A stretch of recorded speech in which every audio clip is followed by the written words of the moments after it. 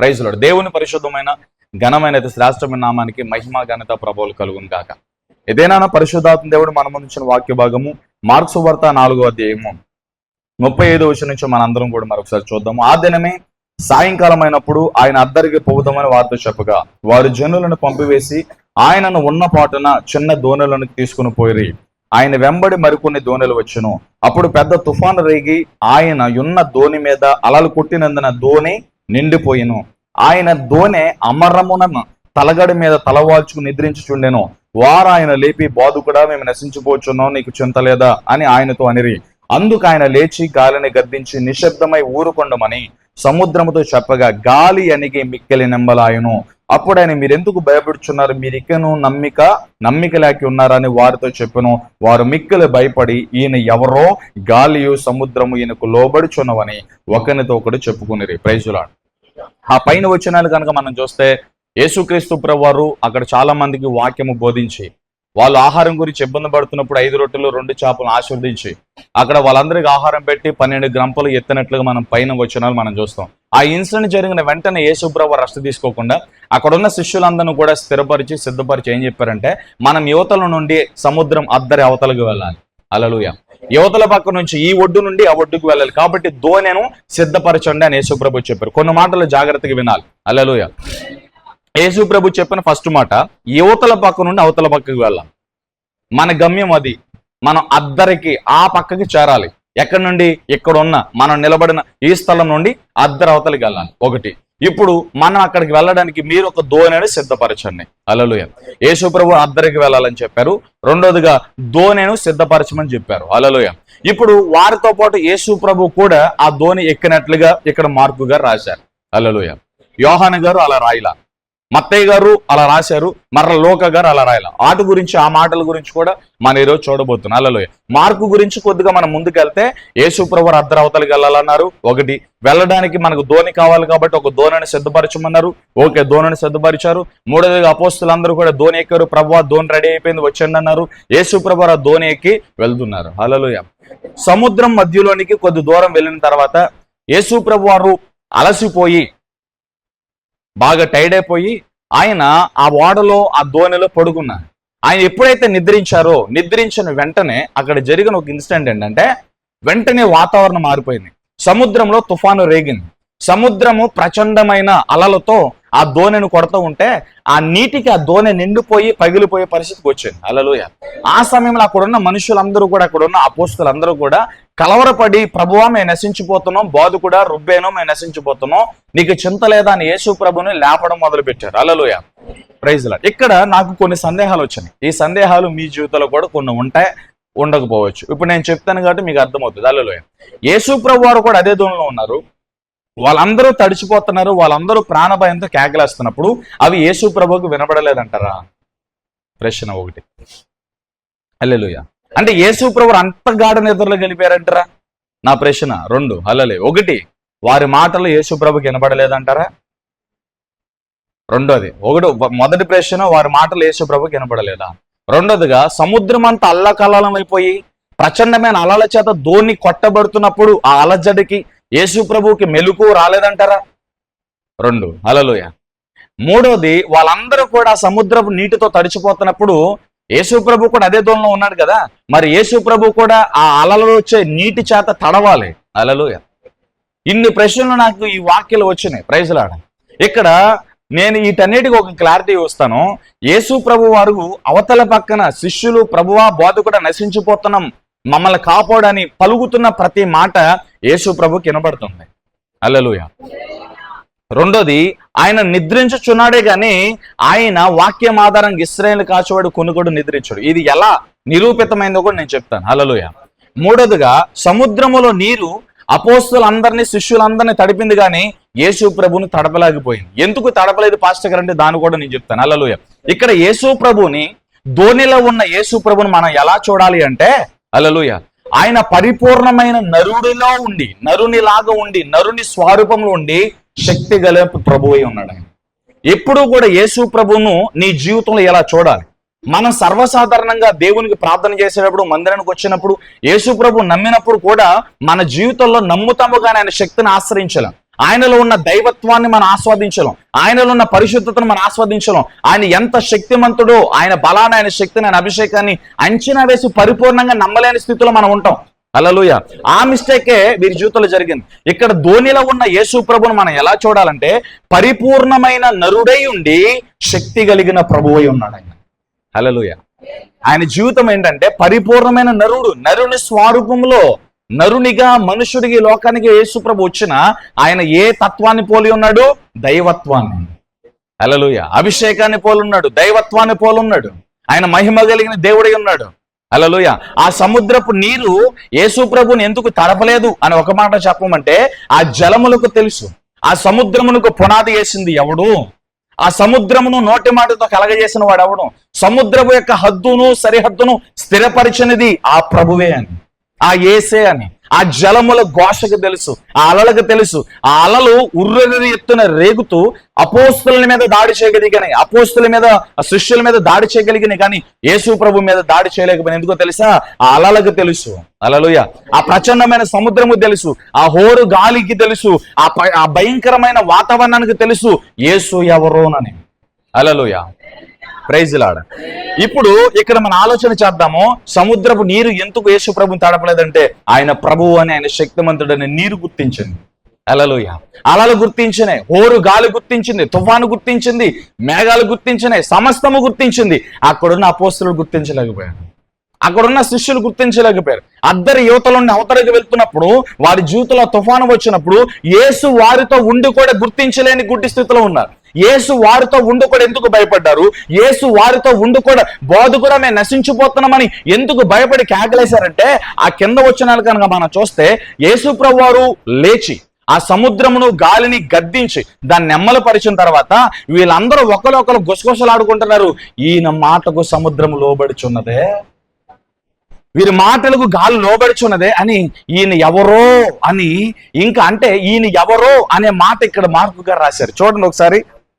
అప్పుడు ఆయన మీరెందుకు భయపడుచున్నారు, మీరు ఇంకనూ నమ్మిక లేక ఉన్నారా అని వారితో చెప్పును. వారు మిక్కిలి భయపడి ఈయన ఎవరో, 41వ వచనంలో ఈయన ఎవరో, గాలియు సముద్రమును ఈయనకు లోబడుచున్నవని ఒక్కనితో ఒకటి చెప్పుకునిరి. హల్లెలూయా. అంటే వీళ్ళు యేసు ప్రభు ధోనిలో ఉన్నారు కానీ యేసు ప్రభుని ఇంకేళ్ళు అర్థం చేసుకోలేరు. హల్లెలూయా. వీళ్ళ ధోనిలో యేసు ప్రభు ఉన్నారు, యేసు ప్రభు ఉన్న ధోనిలోనే వీళ్ళు ఉన్నారు, కానీ యేసు ప్రభు ఎవరో వీళ్ళు ఇంకా అర్థం చేసుకోలేకపోయారు. ఇదే ఫార్ములాని మన జీవితంలో అన్వయించుకుందామా? ఇదే పాఠాన్ని మన జీవితంలో మాట్లాడుకున్నావా? ఇదే పాఠాన్ని మన జీవితంలో చూసుకున్నావా? యేసు అనే నావలో నీవున్నావు, నీ నావలో యేసు ప్రభు ఉన్నాడు, నీ హృదయం అనే నావలో యేసు ప్రభు ఉన్నాడు, నీ జీవితం అనే నావలో యేసు ప్రభు ఉన్నాడు, నీ కుటుంబం అనే నావలో యేసు ప్రభు ఉన్నాడు. యేసు ప్రభు ఉండి కూడా ఆయన శక్తిని చాలా మంది గ్రహించట్ల. యేసు ప్రభు నీతో ఉన్నాడు అనే విషయాన్ని మర్చిపోయి చాలా మంది అప్పులకి భయాలు, రోగాలకు భయాలు, ప్రతికూలతలకు భయాలు, వ్యతిరేకతలకు భయాలు, చాలా రకాల భయాలు పెట్టేసుకుని మనుష్యుడు అర్ధరేవతలకి చేరలేకపోతున్నాడు, గమ్యానికి చేరలేకపోతున్నాడు. దేవుడు ఆశించిన ఉద్దేశం, దేవుడు తలంచిన ఉద్దేశం, దేవుడు నీ జీవితంలో స్థిరపరిచిన ఉద్దేశం, ఆ గమ్యం రీచ్ కాలేక అనేక రకాలైన బాధలతో కొట్టిమిట్టలాడుతున్నాడు, అనేక రకాలైన వ్యధలతో, వ్యాధులతో కొట్టిమిట్టలాడి, అనేక రకాలైన భయాలకు కొట్టిమిట్టాడి గమ్యానికి చేరలేక సతికిలబడిపోతున్నాడు. హల్లెలూయా. ఇదే ఇక్కడ జరిగింది. యేసుప్రభు ఎవరితో ఉన్నారు చెప్పండి? శిష్యులతోనే ఉన్నారు. వారు ఎక్కిన దోణిలోనే యేసుప్రభు ఉన్నాడు, కానీ వీళ్ళు భయపడి కేకలేస్తున్నారు, ప్రభువా నశించిపోతున్నాం, నశించిపోతున్నాం, పెద్ద పెద్ద కేకలేస్తున్నారు. హల్లెలూయా. అంటే వీళ్ళు యేసు ప్రభు వీరి దోణిలో ఉన్నారు, వీరు కూడా యేసు ప్రభుతో కలిసి ఉన్నారు, కానీ వీళ్ళు ఎందుకు భయపడ్డారు, ఎందుకు అలల చేత కలవరము చెందారు అంటే యేసు ప్రభు ఎవరు వీళ్ళకి ఇంకా తెలియలే. హల్లెలూయా. యేసు ప్రభుని ఇంకా వీళ్ళు అర్థం చేసుకోలేదు, యేసు ప్రభు ఎవరో వీళ్ళకి తెలియలేదు ఇంకా. హల్లెలూయా. అప్పటికి యేసు ప్రభు చేసిన అద్భుతాలు, సూచికలు, మహత్కార్యాలు ఆల్రెడీ కొన్ని చూశారు వీళ్ళు. ఆమేన్. అన్ని చూసి యేసు ప్రభుని వెంబడిస్తున్న వీరు ఆయన ఎవరో ఇంకా పూర్తిగా తెలుసుకోవాలా. ఈ రోజున ఆయన ఎవరో నీకు పరిశుద్ధాత్మ దేవుడు తెలియజేయబోతున్నాడు. హల్లెలూయా. ఈ శిష్యులు చాలా ఆశ్చర్యంగా అంటున్నారు, వారు మిక్కిలి భయపడి ఈయన ఎవరో, గాలియు సముద్రం ఈయనకు లోబడుచున్నవి అని ఒకరితో ఒకరు చెప్పుకున్నారు. హల్లెలూయా. ఆ మాటను 1కి 10 సార్లు ఎందుకు చెప్తున్నానంటే మన జీవితంలో యేసు ప్రభు మనతో ఉన్నారండి. ఆమేన్. నీ హృదయం అనే నావలోనికి ఆయన వచ్చారు, నీ జీవితం అనే నావలోనికి ఆయన వచ్చారు, నీ కుటుంబం అనే నావలోనికి ఆయన వచ్చారు. ఆయన నీ ప్రక్కనే ఉన్నాడు, ఆయన నీ ప్రక్కన నిలిచి ఉన్నాడు, ఆయన నీ ప్రక్కన నిలిచి నీ కుడి చేతిని పట్టుకున్నాడు. ఇక్కడ అపోస్తులు యేసుక్రీస్తు యొక్క దైవత్వాన్ని వారు చూడాల. యేసు ప్రభు దేవుడైన శక్తిమంతుడైన విషయాన్ని వాళ్ళు మర్చిపోయారు. నా ధోనిలో యేసు ప్రభు ఉండే ఆలోచన, తుఫాన్ వచ్చిన, గాలి వచ్చిన, ఏదొచ్చినా దేవుడే చూసుకుంటాడనే విషయం వీళ్ళు మర్చిపోయి వారి ప్రాణాలు అరచేతులు పెట్టుకుని భయముతో భీతితో కేకలేస్తున్నారు. హల్లెలూయా. చాలా మంది ఇదే ఫార్ములా మన జీవితాలు అన్వేస్తే నీ కలిగిన బాధలు బట్టి, శ్రమలు బట్టి, కష్టాలను బట్టి నీ ప్రక్కనే ఉన్న యేసు ప్రభుని విడిచిపెట్టి మనుషులకు ఫోన్ చేస్తావు. నీ ప్రక్కనే ఉన్న యేసు ప్రభుని విడిచిపెట్టి ఆయనతో మాట్లాడడం మానేసి, ఆయనకు నీ విషయాలు చెప్పడం మానేసి, ఆయన మీద ఆధారపడడం మానేసి, ఆయన ఎవరో గుర్తించకుండా, ఆయన నీ జీవితంలో ఏం చేయగలడో గుర్తించకుండా నువ్వు నీ స్నేహితులకు ఫోన్ చేస్తావు, మనుషులకు ఫోన్ చేస్తావు, వాళ్ళ వీళ్ళ దగ్గర చేతులు చాపి సిగ్గుపడతావు. మంచి పద్ధతి అది? నీ ప్రక్కన నిలిచింది ఎవరు? నేను పిలిచింది ఎవరు? ఈ లోకం నుంచి నేను ప్రత్యేకపరిచింది ఎవరో తెలుసుకో. నేను లోకం నుంచి వేరుపరిచిన దేవుడు ఎలాంటోడో తెలుసుకో. ఆయన ప్రభావం ఎలాంటిదో తెలుసుకో. ఆయన శక్తి ఎలాంటిదో తెలుసుకో. నీ జీవితంలో యేసు ప్రభు నీతో ఉంటే ఎలాంటి జయాలు చూస్తావో తెలుసుకో. ఎలాంటి ప్రమాదాలు వచ్చినా, ఎలాంటి శత్రువులు నీ చుట్టూ అలుముకున్న ఆ శత్రువుల చేతిలో నుంచి దేవుడు నేను ఎలా తప్పిస్తాడో తెలుసుకోగలిగినప్పుడు నీవు ఈ లోకంలో కలవరంలోనికి వెళ్లకుండా ధైర్యంతో నీ విశ్వాసాన్ని కొనసాగిస్తావు. నీ దేవుడు ఎవరో తెలుసుకో. నీ విరోధులైన శత్రువులు ఎంతమంది ఉన్నా సరే ఆ శత్రువుల చేతుల నుంచి దేవుడు నేను ఎలా విడిపించగలడో నువ్వు తెలుసుకోవాలి. నీ జీవితంలో ఎన్ని అప్పుల ఉన్న అప్పుల ఊబుల నుండి నా దేవుడు ఎలా బయటకు తీసుకురాగలడో నా దేవునికి తెలుసు అని నువ్వు నమ్మి హల్లెలూయా ఆయన వైపు చూడగలిగితే ఆయన ఎవరో నీకు అర్థమవుతాడు. ఆయన ఏం చేయగలడో నీకు అర్థమవుతుంది. నిన్ను ఎలా రక్షించగలడో నీకు అర్థమవుతుంది. నీ జీవితంలో ఆయన కలిగి ఉన్న ఉద్దేశము, చిత్తం ఏంటో నీకు అర్థమవుతుంది. ఎప్పుడు ఆయన ఎవరో నువ్వు తెలుసుకోవడానికి ప్రయత్నం చేయాలి. ఆయన ఎలాంటి వాడో నువ్వు తెలుసుకోవడానికి ప్రయత్నం చేయాలి. నమ్మాను అంటే నమ్మటం కాదు, ఏదో బాప్టిజం పొందాను, చర్చికి వస్తానని వెళ్తానంటే కాదు. ప్రతికూలతలో యేసు ప్రభు నీ పక్కనోడని నువ్వు నమ్మాలి. ఈ రోజున దేవుడు అదే చెప్తున్నాడు. అద్దరి అవతలకి వెళ్ళాలంటే, నీ గమ్యము నువ్వు చేరాలి అంటే నీ ఒక్కడవే నువ్వు నడవలేవు కాబట్టి, నీ ఒక్కరి బలము చాలదు కాబట్టి దేవుడు గుర్తెరిగి నిన్ను గమ్యము చేర్చడానికి, నిన్ను ఉన్నత స్థితికి చేర్చుకోవడానికి దేవుడు నీ ప్రక్కనే నిలిచాడు. అందరూ నాతో చెప్పండి, నేను గమ్యము చేరుటకు, ఓడిపోకుండా, పడిపోకుండా, పలు రకాల శోధనలోనికి వెళ్లకుండా నన్ను నడిపించుటకు, శక్తితో నింపడానికి, బలముతో నింపడానికి, నా గమ్యము నేను చేరుటకు నా ప్రభువు నా ప్రక్కనే నిలిచాను. హల్లెలూయా. చూడండి, ధైర్యం కలుగుతుంటది ఆ మాట. నాకెవ్వరూ లేరు అని ఎందుకు ఏడుస్తావు? నీ పక్కన ప్రభువు ఉన్నాడు. హల్లెలూయా. చూడండి ఒకసారి 2 తిమోతి పత్రికలో పౌలు ఏమంటాడు చూద్దాం. 2 తిమోతి పత్రిక 4వ అధ్యాయము, 2 తిమోతి పత్రిక 4వ అధ్యాయం 17వ వచనంలో, అయితే నా ద్వారా సువార్త పూర్ణముగా ప్రకటింపబడి నిమిత్తము అన్ని జనులందరూ దాని విను నిమిత్తము ప్రభువు నా ప్రక్క నిలిచి నన్ను బలపరచెను. హల్లెలూయా. ఏమంటున్నాడండి 2 తిమోతి 4:17లో? అన్య జనులందరూ దాని విని నిమిత్తము, దేవుని సువార్త నిమిత్తం, దేవుని పరిచర్య సేవ నిమిత్తము ప్రభువు ఎక్కడ నిలిచాడు? నా ప్రక్కనే నిలిచి ఏం చేస్తున్నాడంటే నన్ను బలపరుస్తున్నాడు. నా ప్రభువు నా ప్రక్కనే నిలిచి నన్ను బలపరుస్తున్నాడని పౌలు సాక్ష్యం ఇస్తున్నాడు. ధోనిలో శిష్యులు ప్రక్కనే యేసు ప్రభు నిలిచాడు. హల్లెలూయా. Praise Lord. యోహాను సువార్తలో కనుక మనం చూస్తే, యోహాను సువార్త మీకు రిఫరెన్స్ చెప్పాను కదా, యోహాను సువార్త 6వ అధ్యాయము 16 నుండి 21 వచనము, మత్తయి సువార్త 14వ అధ్యాయం 22 నుండి 33 వచనాలు, లూకా సువార్త 8వ అధ్యాయం 22 నుండి 25 వచనాలు, మార్కు సువార్త 4వ అధ్యాయం 35 నుంచి 41 వచనాలు మీరు ఇంటికి అలా చదువుకోండి. యోహాను గారు ఏం రాశారంటే, యేసుక్రీస్తు ప్రభు వారు ఆయన చాలా బిజీగా ఉండి అక్కడ పరిచర్య చేసిన తర్వాత శిష్యులందరూ కూడా పిలిచి, నేను మీ వెనకమాల వస్తాను, మీరు ముందు వెళ్ళండి అని చెప్పి వారిని బలవంతం చేసి వారిని పంపించాడు. హల్లెలూయా. చేయలేదు తల్లి చెప్పండి. యేసు ప్రభు ఆ ధోనిలో లేడు, యేసు ప్రభు వారితో లేడు, ముందు మీరు వెళ్ళండి, మీ వెనకమాల నేను వస్తానని చెప్పి వారిని బలవంతంగా పంపించాడంట. హల్లెలూయా. ఆమేన్. శిష్యులు ఏదో రకంగా ఆ ధోనిలోకి ఎక్కి ఒడ్డు నుండి ఎంత దూరం వెళ్ళారంటే ఒకసారి చూడండి. యోహాను సువార్త 6వ అధ్యాయం సాయంకాలమైనప్పుడు 16వ వచనం, యోహాను సువార్త 6వ అధ్యాయం 16వ వచనం, సాయంకాలమైనప్పుడు ఆయన శిష్యులు సముద్రం వద్దకు వెళ్లి దోణి ఎక్కి సముద్రపు అద్దరిని కపెర్నహూమును పోవుచుండ్రి. అంతలో చదవండి. చీకటి అయిన కానీ యేసు వారి యొద్దకు ఇంకనూ రాలేదు. అప్పుడు పెద్ద గాలి విసరగా సముద్రము పొంగుచుండెను. హల్లెలూయా. అక్కడి నుంచి 19 వచ్చిన వారు ఇంచుమించు 2 కోసుల దూరము ధోనిని నడిపించిన తర్వాత, హల్లెలూయా, ఎన్ని కోసుల దూరం? 2 కోసులు. హల్లెలూయా. 2 కోసుల దూరం అంటే సుమారుగా 2.5 నుంచి 3 కిలోమీటర్ల దూరం. హల్లెలూయా. అంటే వీరు సముద్రం ఒడ్డు నుంచి 2.5-3 కిలోమీటర్ల దూరం వెళ్ళిన తర్వాత తుఫాన్ రేపాడు దేవుడు. హల్లెలూయా. కొద్దిగా ముందుగా కనుక తుఫాను వచ్చిందంటే వాళ్ళు గజేతగల్లాలు, వాళ్ళు ఖచ్చితంగా ఈదుకుంటూ బయటకు వచ్చేస్తారు వాళ్ళు. ఎందుకంటే వాళ్ళు మొదటి నుంచి జాలర్లు కాబట్టి. దేవుడు ఎప్పుడు తుఫాను పుట్టించాడు అంటే వారు లోతుకి వెళ్ళిన తర్వాత, ఈదుకుంటూ ఒడ్డుకు రాలేనంత లోతులోనికి దేవుడు వారిని నడిపించిన తర్వాత తుఫానుకు ఆజ్ఞ ఇచ్చాడు. హల్లెలూయా. ఇక్కడ మరొక ప్రశ్న, అసలు యేసు ప్రభు ఉన్న ధోనిలోనికి తుఫాను ఎందుకు వచ్చింది? తుఫాను అసలు వచ్చేది యేసు ప్రభుకు తెలీదా? హల్లెలూయా.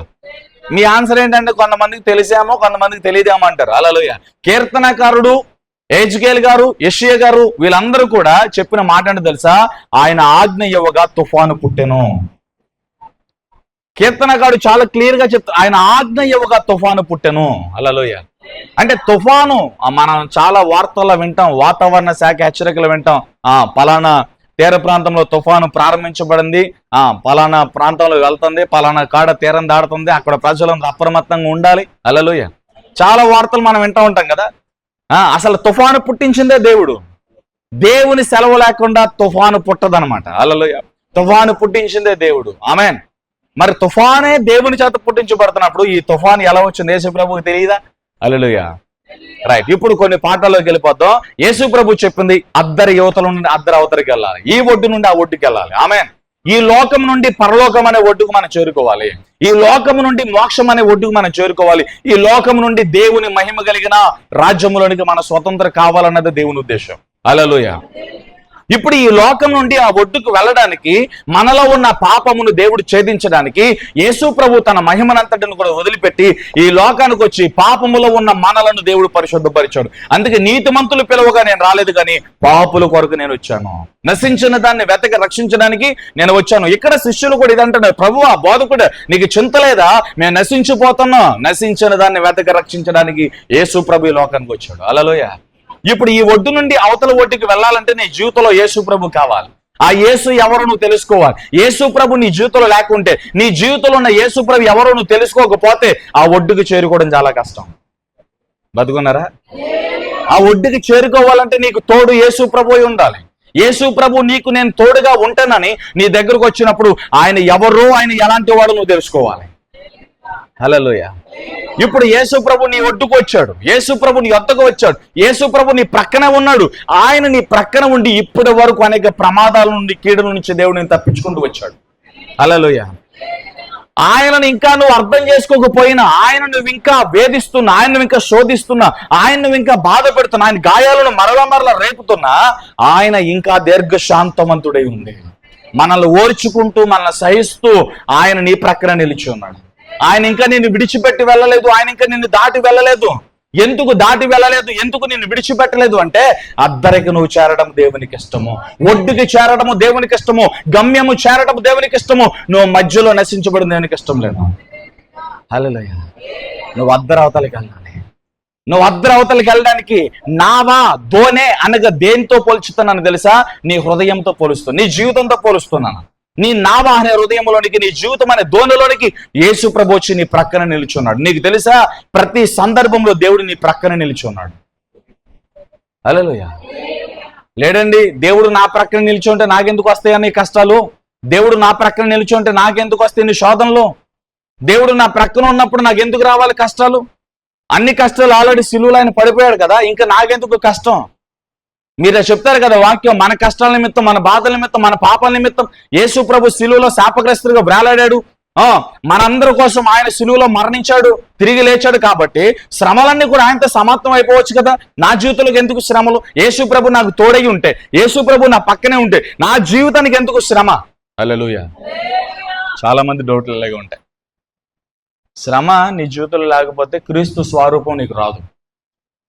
శ్రమ దేవుడు మన జీవితంలోనికి ఎందుకు ఎలా చేస్తాడు అంటే, ఆహ్వానిస్తాడు అంటే ఆయన రూపంలోనికి మనల్ని మార్చడానికి, ఆయన పోలికలోనికి మనల్ని మార్చడానికి, ఆయన మహిమను మనం వెతకడానికి, ఆయన కార్యాలను చూచి ఇంకా మన విశ్వాసాన్ని పెంచుకోవడానికి ప్రభు అయిన యేసు మన జీవితంలో కొన్ని శ్రమలు అలవ చేస్తాడు. హల్లెలూయా. ఆయన చేసిన కార్యాలను గురించి మనం ఆలోచిస్తున్నప్పుడు మన విశ్వాసం ఇంకా పెరుగుద్ది. ఆయన మాటలు వింటున్నప్పుడు మన విశ్వాసం ఇంకా పెరుగుద్ది. హల్లెలూయా. ఈ శ్రమలు ఇవన్నీ ఎందుకంటే ఆయన మహిమను చూడాలి, ఆయన ప్రభావాన్ని చూడాలి. అందుకే గాయం చేయవాడు నేనే, ఆ గాయాన్ని కట్టువాడు నేనే అంటున్నాడు దేవుడు. హల్లెలూయా. ఇప్పుడు ఫస్ట్ పాఠం అద్దరి అవతలకి చేరుకోవాలి. అద్దరి అవతలకి చేరుకోవడానికి అపోస్తులకి ప్రైజ్ లార్డ్ దేవుడు తోడై ఉన్నాడు, శిష్యులకి దేవుడు తోడై ఉన్నాడు. ఆమెను చెప్పండి. శిష్యులకి దేవుడు తోడై ఉన్నాడు. ఎలా తోడై ఉన్నాడంటే వాడు పక్కన నిలిచి ఉన్నాడండి. ఏ దోణి అయితే తుఫాను చేత కొట్టబడుతుందో, ఏ దోణి అయితే అలల చేత తరవబడుతుందో ఆ దోణిలోనే యేసు ప్రభు కూడా ఉన్నాడు. మీరెందుకు భయపడుతున్నారు? వారితో దేవుడు మాట్లాడాడు. ఈ రోజున ఈ లోకం అనే సముద్రంలో నీ నావ శ్రమల చేత కొట్టబడుతున్నప్పుడు, అప్పుల చేత కొట్టబడుతున్నప్పుడు, అన్యాయంగా ఏ తప్పు చేయకపోయినా నీ మీద నేరాలు మోపి, నిందలు మోపి, నిస్పృహలోనికి నెట్టేసినప్పుడు, అవసరతలకు నిన్ను వాడుకుని నీ అవసరం తీరిపోయిన తర్వాత నేను పక్కన పెట్టిన మనుషులు నీ కొరకు గేలిగా మాట్లాడినప్పుడు నువ్వు చేయాల్సిన అతి ప్రాముఖ్యమైన పని ఏంటో తెలుసా? నీ ప్రక్కన నిలిచిన ప్రభు వైపు నువ్వు చూడటం నేర్చుకో. నీ ప్రక్కన నిలిచిన ప్రభు ఏం చేయగలడు అంటే, ఏ మనుషులైతే నిన్ను వాడుకుని విడిచిపెట్టారో ఆ మనుషులకు గుణపాఠం చెప్పడానికి నీ అవసరం ఏంటో, నీ మహిమేంటో, నీ ప్రభావం ఏంటో, నీ శక్తి ఏంటో, నువ్వేంటో, నీ టాలెంట్ ఏంటో దేవుడు ఆ ప్రజలకు చూపించడానికి దేవునికి నువ్వు అవకాశం ఇవ్వాలి. నేను నమ్ముతాను ఇక్కడ ఉన్నవారు ఎవరు కూడా ఒట్టివారు కాదు. దేవుడు ఏ కారణం చేత అయితే నిన్ను నియమించాడో ఆ ఉద్దేశము నీకు తెలియకుండా అపవాది నీ మనోన్నతులకు గుడ్డిదనం కలిగజేశాడు. నువ్వు నిజంగా మోకాలు వేసి ప్రార్థన చేస్తే ఏమవుతుందో నీకు తెలుసా? నువ్వు నిజంగా దేవుని మీద ఆధారపడి ఒక ఇష్యూని, ఒక సమస్యను దేవుని కాళ్ళగాడి పెట్టి ఉపవాసం ఉండి ప్రార్థిస్తే ఆ సమస్య ఎన్ని రోజుల్లో తీరిపోద్దో నీకు తెలుసా? నువ్వు ప్రార్థన చేస్తే నీకు అసాధ్యమైనది ఏది లేదు. నీకు విశ్వాసం ఉండి దేవుని ఆధారపడితే ప్రతి మార్గము సరళమవుతుంది. ఈ విషయాలన్నీ నీకు తెలియట్లా, అపవాదికి తెలుసు. చాలా మంది ఇక్కడ ప్రార్థన చేయరు. నీ భర్తకు మారు మనసు లేదు, భర్త కోసం ప్రార్థన చేయి. నీ బిడ్డల భవిష్యత్తు బిడ్డల కోసం ప్రార్థన చేయి. నీ బిడ్డల పేర్లు ఎత్తిపెట్టి ప్రార్థన చేస్తే, నీ భర్త పేరు ఎత్తిపెట్టి ప్రార్థన చేస్తే, పాడైపోయిన పరిస్థితిని మరలా దేవునికి అప్పగించి ప్రార్థన చేస్తే, అప్పులు ఊబిలో ఉన్న నీవు ప్రభువా సహాయం చేయని చెప్పి నీ చేతిని దేవునికి అప్పగిస్తే దేవుడు ఏం చేయబోతున్నాడో అది నీకు తెలియాలి. హల్లెలూయా. వాళ్ళకి తెలియక ప్రభువా నశించిపోతున్నావు అన్నారు. దేవుడు నశించిపోనిచ్చాడా? దేవుడు సముద్రమును మునగనిచ్చాడా? తుఫానుకు అప్పగించాడా? అలలకు అప్పగించాడా? సముద్రం మధ్యలో వదిలిపెట్టి నాకెందుకు ఆయన చేతులుకొని వచ్చాడా? ఆయన నమ్మదగిన దేవుడు. ఆయన వద్దకు వచ్చిన వారిని ఆయన చేర్చుకునే దేవుడైన, పిలిచిన వారికి ఆసనుడైన, ఆపత్కాలంలో ఆదుకునే దేవుడైన. హల్లెలూయా. నీ గమ్యానికి మార్గం ఆయనే, నీ గమ్యానికి క్షేమం ఆయనే, నీ గమ్యములో బలమునిచ్చేది ఆయనే. నీ గమ్యములో నీరసము నిన్ను ఆవరించినప్పుడు, ప్రతికూలతలు నీ జీవితంలోకి వచ్చినప్పుడు ఆ ప్రతికూలతలో జయమునిచ్చి నడిపించే దేవుడు యేసు ప్రభువు. ఆయన ఎవరో తెలుసుకుంటారా? మొట్టమొదటి చెప్తున్నాను, నీ మార్గములను సరళం చేసే మార్గమైన దేవుడైన, నిన్ను గమ్యములకు చేర్చే మార్గమైన దేవుడైన, నీ ప్రక్కన నిలిచిన యేసు నీకు మార్గంగా ఉన్నాడు. ఆయన నీ జీవితంలో లేకపోతే నీకు మార్గం తెలియదు. ఆయన నీ జీవితంలో లేకపోతే ఎటెళ్లాలో తెలియదు. ఆయన నీ జీవితంలో లేకపోతే నువ్వు గుడ్డోడుగానే ఉంటావు. మనుషుల మీద ఎందుకు ఆధారపడుతున్నావు? నీ మార్గాలను సరళం చేసే దేవుణ్ణి ఆధారం చేసుకో. నీ మార్గాలను సరళం చేసి క్రమముగా సర్వసత్యములు నడిపించే పరిశుద్ధాత్మ దేవుని ఆధారం చేసుకో. యేసు ప్రభువుని ఆధారం చేసుకోండి. నువ్వు గమ్యం చేర్చబడతావు. నువ్వు గమ్యం చేరుతున్నప్పుడు నీ మార్గాల్లో కుయుక్తులు కలిగిన అపవాది ఎప్పుడు కూడా వాడు సిద్ధంగా ఉంటాడు నిన్ను చెదరగొట్టడానికి, నేను గలిబిలి చేయడానికి, నేను ట్రాక్ తప్పించడానికి, నీ మార్గం నుండి నేను వైతొలగడి చేయడానికి వాడుకుంటాడు. నువ్వు ఎవరినైతే భక్తులు ఎదుగుతున్నప్పుడు సావుకుడితో నీకు మంచి సావాసం ఉందనుకో, వాడు చేసే పని సావుకుడితో నీ సావాసం చెడగొట్టాలి. నువ్వు సావుకుడితో పాటు కలిసి ప్రార్థన చేయడం వాడికి ఇష్టం లేదు. సావుకుడితో పాటు కలిసి అన్ని ప్రార్థనలో నువ్వు వెళ్ళడం ఇష్టం లేదు. సావుకుడి ద్వారా నువ్వు ప్రార్థనలకు వెళ్తే అక్కడ కొన్ని కొత్త విషయాలు నేర్చుకుంటూ పరిచర్యలో ఉంటే నీ ఫలం పరలోకంలో అధికమైపోతూ ఉంటది. అది చూసి వాడు వారవలేడు. వాడు నీ మార్గాల్లోకి వచ్చి సావుకుడి మీద విషయాన్ని చెప్పడం నేర్పిస్తాడు. చాలా మంది గృహాల్లో సావుకుల గురించిన పేరు, ఏం పనయ్యా మీకు సావుకుల గురించి? నీకు ఇష్టమవుతారా కష్టమైతే మాని. ఒక సావుకుడి గురించి నేనే కదా, ఏ దైవజనుడైనా ఒక సావుకుడి గురించి 1కి 10 మార్లు ఈ పాస్టర్ గారు అట్లా, ఆ పాస్టర్ గారు ఎట్లా, ఈ పాస్టర్ గారు ఇట్లా, ఆ పాస్టర్ గారు అట్లా, శాపంలోకి వెళ్ళిపోతావు, నాశనంలోకి వెళ్ళిపోతావు. దైవజనుడే, పరిశుద్ధుడే. ఒక దైవజనుడు తీర్పు దేవుని చేతిలో ఉంది, ఒక విశ్వాసి తీర్పు దేవుని చేతిలో ఉంది. విశ్వాసికి సేవకుడు తీర్పు తెచ్చడానికి లేదు, సేవకుడికి విశ్వాసికి తీర్పు తెచ్చడానికి లేదు. ప్రతి ఒక్కరి తీర్పు దేవుని దగ్గర ఉంది. నువ్వు వెళ్ళే మార్గంలో శాపాలు ఎందుకు వస్తున్నాయి? పరిశుద్ధుల మీద నిందలు మోపుతున్నావు, దైవజనుల మీద నిందలు మోపుతున్నావు, నీ తోటి సహోదరుల మీద నిందలు మోపుతున్నావు, నీ తోటి సహోదరుల మీద నిందలు మోపుతున్నావు. అది మంచి పద్ధతి కాదు. నువ్వు గమ్యానికి చేరబడలేవు. సత్యము నీకు మరిగైపోతుంది, అది నీకు తెలియదు. హల్లెలూయా. నీ సహవాసం దైవజనుడితో ఉండాలి, దేవునితో ఉండాలి, పరిశుద్ధులతో ఉండాలి, సంఘముతో ఉండాలి. సంఘ క్రమంలో నువ్వు ముందుకెళ్ళాలి. హల్లెలూయా. యేసు ప్రభుతో కలిసి మార్గములో నువ్వు నడవాలి. అపోస్తులు అందరూ కూడా యేసు ప్రభుతో కలిసి మార్గంలో నడిచారు. ఒకప్పుడు తెలియలేదు, తర్వాత తెలుసుకున్నారు వాళ్ళు. ఇప్పుడు చెప్తున్నా, నీ మార్గము, నీ గమ్యము యేసయ్య ఉండాలి. అద్దరు అవతలకి వెళ్ళాలంటే ఆ నావలో యేసు ప్రభు ఉండాలి. Hallelujah. Praise the Lord. Yohanu గారు రాశారు, యేసు ప్రభు వారు దోణిలో లేరు. సముద్రము అల్లకల్లోలంగా మారి తుఫాను రేగి అలలు వారిని ముంచబోయే సందర్భంలో యేసు ప్రభు వారు నీటి మీద వారి యొద్దకు నడుచుకుంటూ వచ్చి భయపడకండి అన్నాడు. హల్లెలూయా. అంటే ఇదే సందర్భం నలుగురు 4 రకాలుగా రాశారు. వాస్తవం ఇదే, నలుగురు 4 రకాలుగా రాశారు. 4 రకాల పాటలు మనం చూసినట్లయితే, నావలో వారు పక్కనే ఉన్నారు, సముద్రములో యేసు ప్రభు నడుచుకుంటూ వెళ్ళి వాళ్ళని పట్టుకున్నాడు. హల్లెలూయా. మార్కు గారు చెప్పిందేమో నావలో ఉన్నట్లుగా రాశారు. యోహాను గారేమో వారిని ముందుగా పంపించి అరణ్యంలో తండ్రికి ప్రార్థన చేసుకుని, హల్లెలూయా, వారు వెంట వెళ్ళినట్లుగా 2 కోశముల దూరం వెళ్ళిన తర్వాత, అనగా ఒక 2.5-3 కిలోమీటర్లు ఒడ్డు నుండి సముద్రం మధ్యలో, కనుక ఒడ్డు నుండి 2.5-3 కిలోమీటర్ల దూరం వెళ్ళిపోయింది వారి దోణి. 2.5-3 కిలోమీటర్ల దూరంలోనికి వెళ్ళిన తర్వాత వాళ్ళ మీదకి తుఫాను వచ్చింది.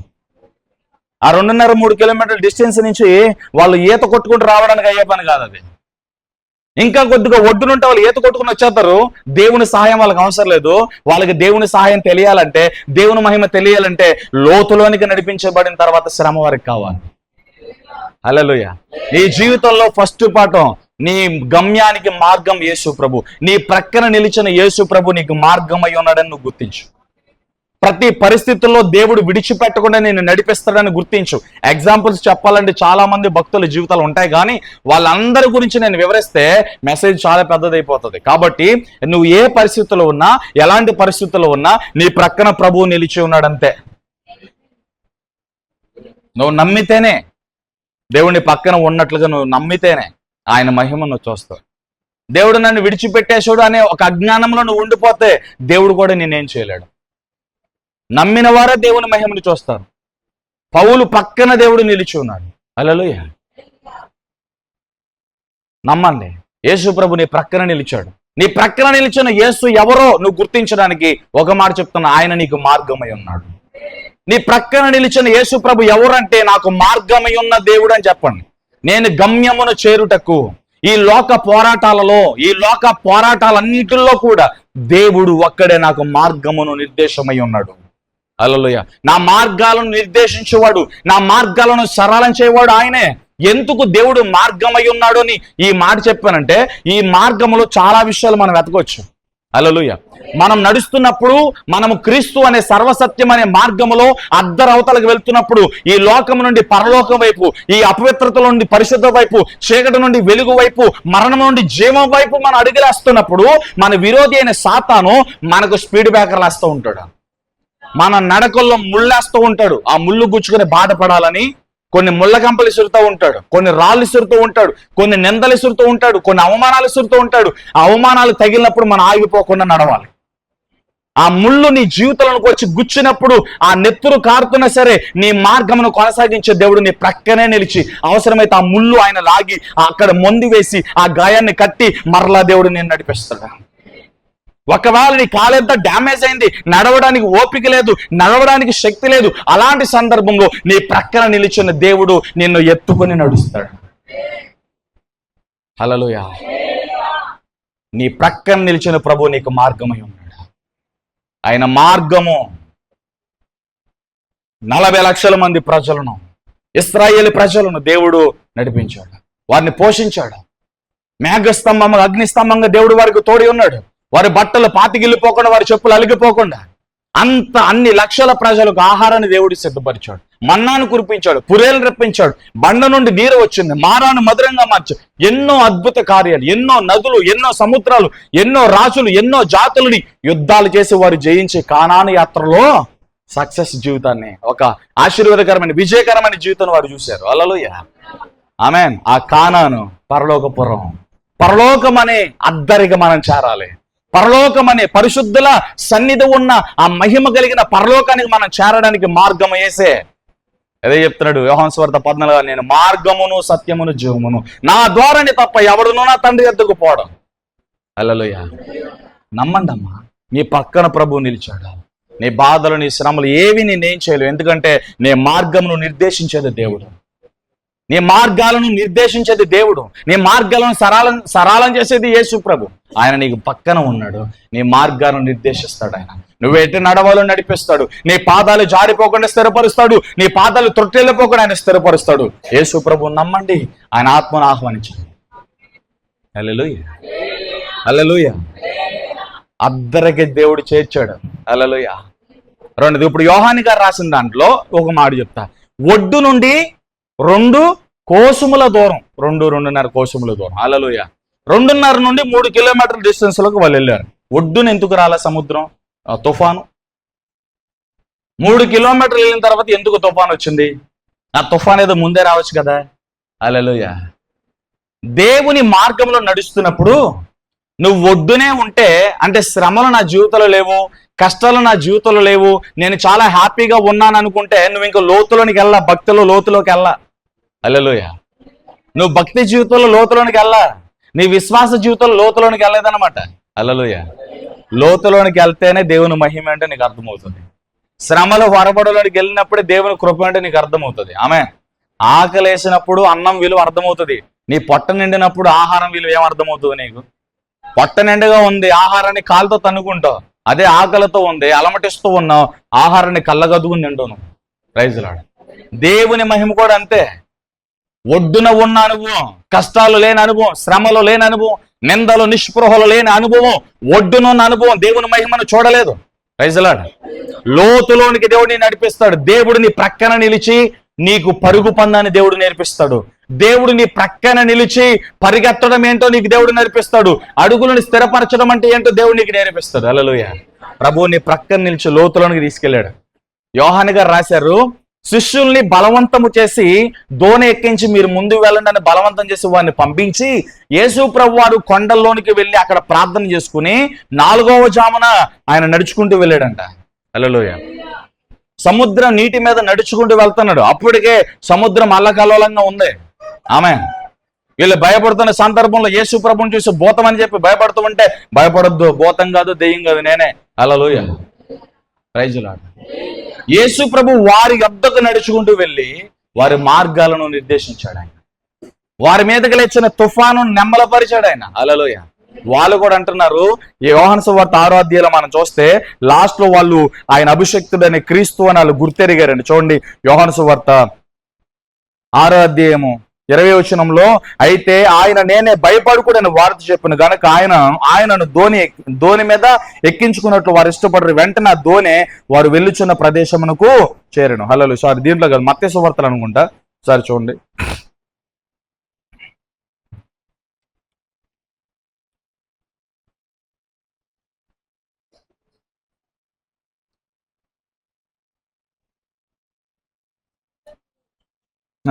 చూడండి. అంతటిలో ధోనిలో ఉన్న వారు వచ్చి నీవు నిజముగా దేవుని కుమారుడు అని చెప్పి ఆయనకు మొక్కిరి. హల్లెలూయా. మత్తయ్య గారు ఆయన దేవుని కుమారుడని ఎప్పుడు తెలుసుకున్నారు? గమ్యము చేరిన తర్వాత. హల్లెలూయా. వారి నావలోనికి యేసు ప్రభు వెళ్ళిన తర్వాత, ఆ సముద్రము తుఫానులో నుంచి వారిని విడిపించిన తర్వాత వారు ఎవరో యేసు ప్రభు గురించి సాక్ష్యం ఇస్తున్నారు. నువ్వు నిజంగా దేవుని పరిశుద్ధుడువు, నువ్వు నిజంగా దేవుని కుమారుడివి. మనకి చాలా రకాల ఎగ్జాంపుల్స్ ఉన్నాయి. యేసు ప్రభు చేసిన కార్యాలు, మేలు ఎన్నో మీరు చదువుతూ ఉంటారు, వింటూ ఉంటారు. నమ్మండి, యేసు ప్రభు మీ ప్రక్కన నిలిచాడని మీరు నమ్మండి. ఆయన మీ ప్రక్కన నిలిచి మీకు మార్గముగా ఉన్నాడు. హల్లెలూయా. ఎలా ఉన్నాడు చెప్పండి? ఈ రోజు మన వాక్యం అది, ఆయన నా ప్రక్కన నిలిచి నాకు మార్గములను నిర్దేశించువాడు. ఆయన నా మార్గాలను సరళం చేయబడైన, నా అడుగులను స్థిరపరచువాడైన, నా అడుగులు ఎక్కడ చెక్కబడకుండా, ఏ దుష్టుడి చేత మోసగించబడకుండా తిన్నగా నడిపించే దేవుడు నా ప్రక్కనే ఉన్నాడు. ఎలా మీరు మాట్లాడాలి? నీ ప్రాణంతో నువ్వు మాట్లాడాలి. పరిస్థితులు బాగోలేనప్పుడు నువ్వు మాట్లాడాలి. హల్లెలూయా. యెషయా ప్రభువుకు ఒక మాట చెప్తాడు కదా, యెషయా గ్రంథము 43వ అధ్యాయము 2వ వచనంలో, యెషయా గ్రంథం 43వ అధ్యాయం 2వ వచనం ముగించేస్తూ ఉన్నా. యెషయా గ్రంథం 43వ అధ్యాయం 2వ వచనంలో, నీవు జలములలో పడి దాటినప్పుడు నేను నీకు తోడై ఉందును. హల్లెలూయా. నదుల్లో పడి వెళ్ళినప్పుడు అది నీ మీద పొర్లి పారవు. నీవు అగ్ని మధ్య నడిచినప్పుడు కాలిపోవు, జ్వాలలు నిన్ను కాల్చలేవు. హల్లెలూయా. అగ్ని మధ్య నడిచిన, అగాధ జలముల మధ్య నువ్వు నడిచిన, అగాధ జలముల్లో పితరులు నడిచారు. హల్లెలూయా. అగాధ జలముల్లో, ఎర్ర సముద్రములో దేవుడు మార్గమును నిర్దేశించాడు. ఎర్ర సముద్రములో వెనకమాల 600 అతి శ్రేష్టమైన రథాలతో ఫర్రో ఇశ్రాయేలు ప్రజలందరినీ కూడా చంపాలని అతి క్రూరమైన ఆలోచనతో, ఆవేశంతో 600 శ్రేష్టమైన రథాలతో బయలుదేరి వస్తూ ఉండగా ఎదురుగా ఉన్న ఎర్ర సముద్రము మార్గమును వల్ల ఎర్ర సముద్రం ఉప్పొంగుతుంది వారి మీద. శిష్యుల మీదకి సముద్రం ఎలాగైతే భయంకరంగా అలలతో లేచిందో, ఇశ్రాయేలు ప్రజలందరూ కూడా ఎర్ర సముద్రం కాడికి వెళ్ళేసరికి సముద్రం కూడా వీరి మీద ఘోషిస్తుంది. సముద్రం మార్గం ఎవల? శత్రు చేతుల నుంచి తప్పించుకోవడానికి మార్గము సముద్రమే. ఆ సముద్రమే సమస్యగా ఉంది. అక్కడ సముద్రం లేకుండా దారి ఉంటే వెళ్ళిపోయేవాళ్ళు, అక్కడ దారి లేదు, దారి ముయ్యబడింది. సముద్రం వాళ్ళకి సమస్యగా, సముద్రం వాళ్ళకి సవాలుగా, సముద్రం భయాన్ని తీసుకొచ్చిన ఉపద్రవంగా ఉంది వాళ్ళకి. ఆ సముద్రం అనే అప్పు, సముద్రం అనే రోగం, సముద్రం అనే వ్యాధి, సముద్రం అనే శత్రువు నేను కలవర పెడుతూ ఉంటే దాని వైపు చూడవు నువ్వు. హల్లెలూయా. మోషే కూడా కలవరపడి వెనకమాల 600 రథాలతో ఫరో వస్తున్నాడు, ఈ ప్రజలందరినీ కూడా తీసుకొచ్చి సముద్రపు ఒడ్డుని పెట్టిన, ఏం చేయమంటావు ప్రభువా అని మోషే చేతులెత్తి ప్రార్థన చేస్తున్నప్పుడు చాలా కూల్గా దేవుడు సమాధానం ఇచ్చాడు. ఎందుకు భయపడుతున్నావు? నా బాహువు నీకు ఏమీ తక్కువ కాలేదు. నువ్వు చూచుచున్న ఈ ఐగుప్తీలు మరికొన్ని క్షణాలలో నువ్వు చూడవు. హల్లెలూయా. మీరు ఆగిపోకుండా సాగిపోండి. దెమ్మ తిరిగిపోతున్నాం మోషగా, ఆగిపోకుండా సాగిపోమన్నాం. ఎక్కడ సాగిపోం? సముద్రం ఉంటే. ఏం అర్థం కావట్లే. మోషే చాలా కన్ఫ్యూజన్ లో ఉన్నాడు, కానీ దేవుడు పక్కనే ఉన్నాడని నమ్మిక మాత్రం ఉంది. దేవుడు ఏదో చేయబోతున్నాడనే నమ్మిక మాత్రం ఉంది మోషకి. హల్లెలూయా. శృతి మించుతుంది. ఐగుప్తీలు ఫర్రో వచ్చేసారు. దేవుడు మేఘముల్లో నుండి అగ్నిని సుడిగాలను రప్పించి రథాలన్నిటిని కూడా తన ప్రజల మీదకి రాకుండా ఆపుతున్నాడు. ఆ సందర్భంలో మోషే ఇంకా భయపడుతున్నాడు. చాలా మంది అనుకుంటున్నారు ఆకాశం నుంచి మెరుపులు వచ్చిన అగ్ని వచ్చింది, దేవుడు దిగొచ్చేసాడు, ఈ అగ్నిఫలం ఎంతవరకు ఆపగలుగుద్ది, మనం చచ్చిపోతాం అంటున్నారు కొంతమంది. హల్లెలూయా. లేదు లేదు, దేవుడు ఏదో అద్భుతం చేయబోతున్నాడు, దేవుడు మనకు మార్గం చూపించబోతున్నాడు అనేవాళ్ళు కొంతమంది. హల్లెలూయా.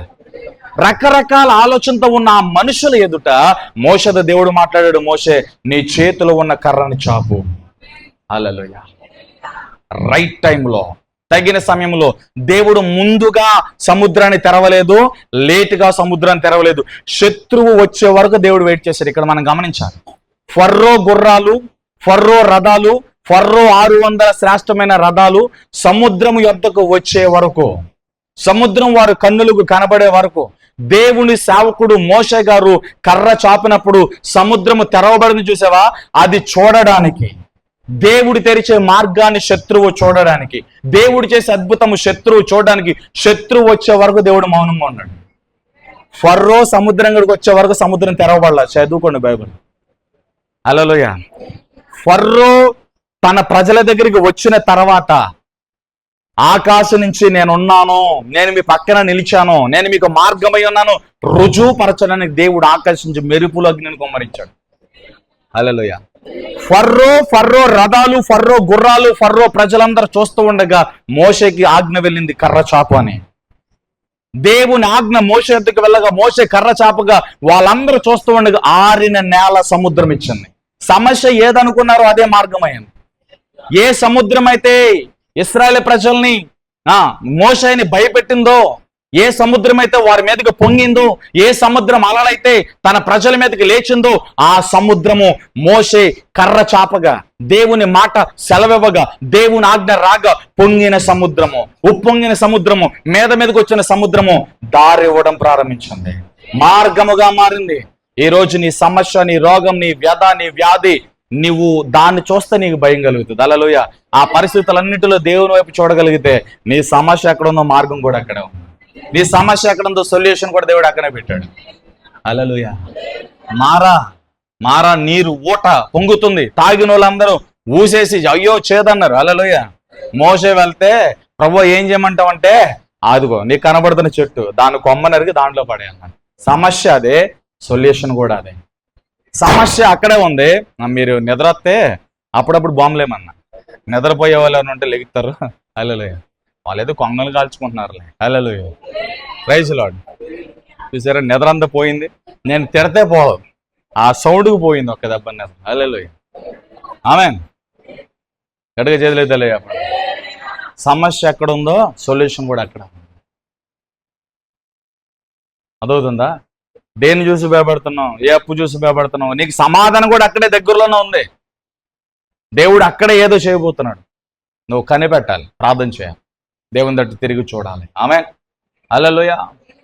ఫరో వచ్చే వరకు సముద్రం తెరవబడాల. శత్రువు చూస్తూ ఉండగా వీళ్ళు నడిచారు. ఈ గుండులు కొట్టుకుంటే నెర్ర అందరు వెళ్ళిపోతున్నారు.